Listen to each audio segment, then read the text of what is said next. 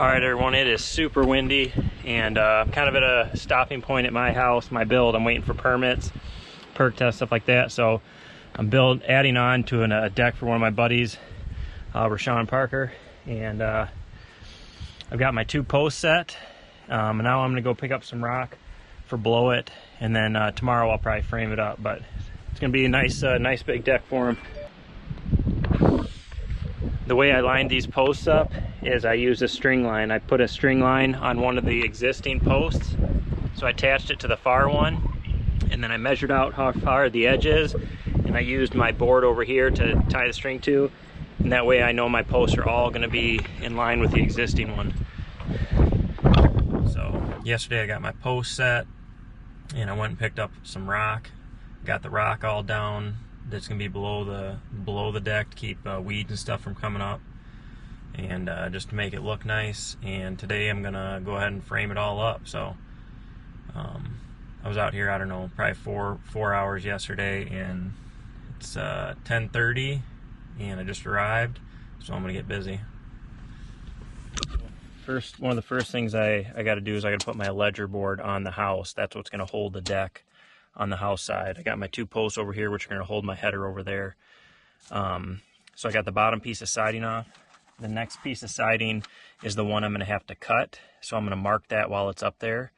My deck's coming 14 feet from the existing deck. So I marked 14 feet over here. That's where I'm going to cut this siding starter. This bottom metal piece, that's what that is. That's the starter for the siding. The bottom piece of siding hooks onto that. So I'm going to remove that so I can flash the bottom of this.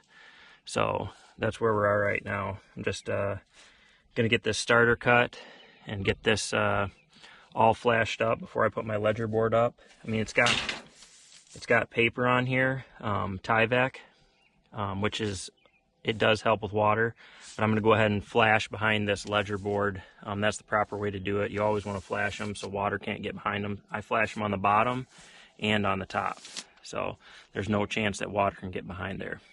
One of the most important things when you're doing a deck and you're attaching the ledger board to the house is to flash above the ledger board, which a lot of people don't do. And so this is what it looks like.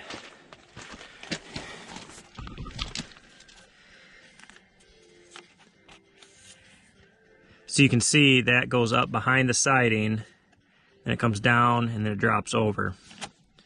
So if when water comes down through the board cracks and lands on here, instead of going behind there, it's going to roll off the front where that can dry off. And where I added on to this existing deck, I loosened this board and slid it a couple inches in that way so it overlaps the flashing that's on this deck. The builders that did do this deck did put flashing, so I just overlapped it a couple inches so there's no chance that any water can get behind there.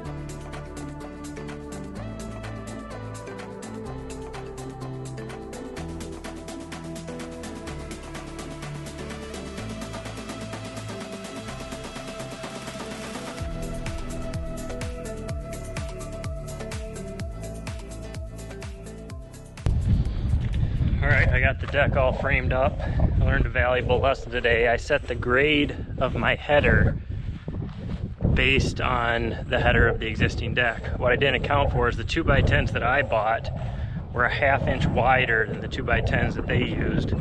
So I was a ½ inch high on my header, so I had to notch these out individually, as you can see right here.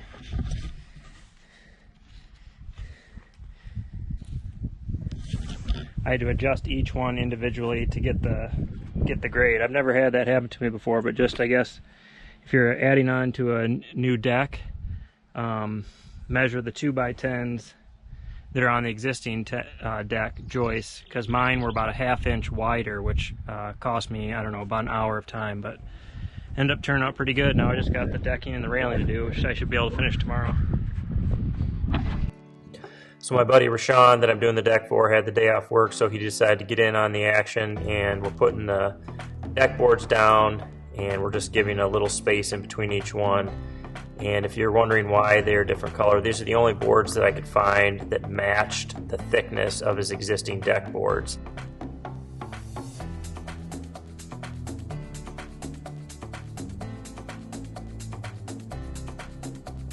Where the new deck meets up to the old deck, I used a 1/4 inch round over router bit to make that transition nice and smooth, and it looks really nice and ended up working out really well.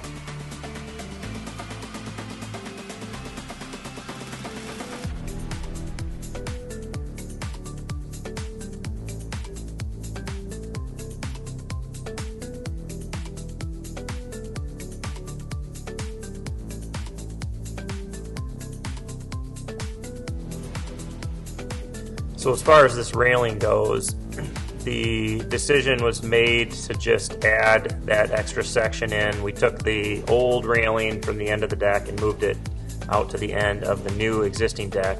And this is going to be temporary until Rashawn and his wife decide what they want for a permanent railing. I think they were thinking about going with some kind of metal railing when finances allow. And so we replaced some of the worst boards that were crooked, which in this picture we haven't done that yet, but eventually that'll all get replaced if you're wondering why we didn't replace those.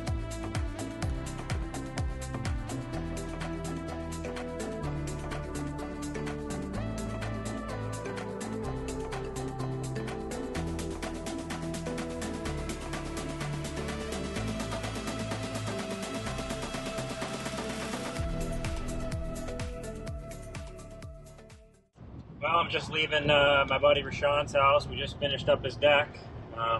It's Friday, and I usually take my boy to work with me on Fridays. You say hi? But we got the deck all finished. It turned out pretty awesome, and it was a cool project to do. It was an addition. It took me, I don't know, 2.5 days, I guess, to do it. But it turned out really good, and I'm happy that I got to do it. I love helping people out, especially a guy like Rashawn. Super nice guy, and when I worked with him, he kind of helped me out, and I appreciate that, so I wanted to help him out. But that's a deck addition job done. I actually have one little trim piece of siding that I had to order because of the color, and it should be in, I don't know, a week, and I'll just pop that on. But other than that, it's all finished, and they'll have it for their 4th of July party and everything. So another project for Marshall Remodel in the books.